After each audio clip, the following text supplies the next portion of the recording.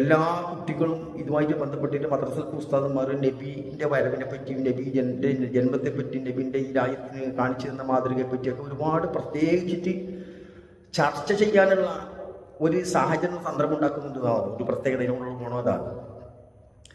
ഇപ്പം ഈ വേണ്ട വേണ്ട എന്ന് പറയുന്ന ആൾക്കാർക്ക് ഇങ്ങനെ ഈ നബീൻ്റെ പ്രവാചകനെ പറ്റിയിട്ട് ചർച്ച ചെയ്യാനും ജനങ്ങളിൽ എത്തിക്കാനും ഒരു പബ്ലിസിറ്റി ചെയ്യാനും ഒരു കാര്യങ്ങളും ഈ വേണ്ട എന്ന് പറയുന്ന ആളുകളൊന്നുമില്ല.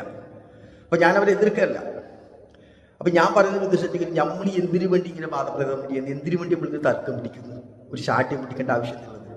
ഇന്നത്തെ കാലഘട്ടത്തിൽ പ്രത്യേകിച്ചിട്ട് മുസ്ലിം സമുദായത്തിന് ദീനിനെ പറ്റി പഠിക്കാൻ സമയമില്ലാത്തതാണ്. സാഹചര്യം ഉണ്ടായിട്ടും സമയമില്ല എന്നുള്ളൊരു അവസ്ഥയിലാണ് എന്നുള്ളത്.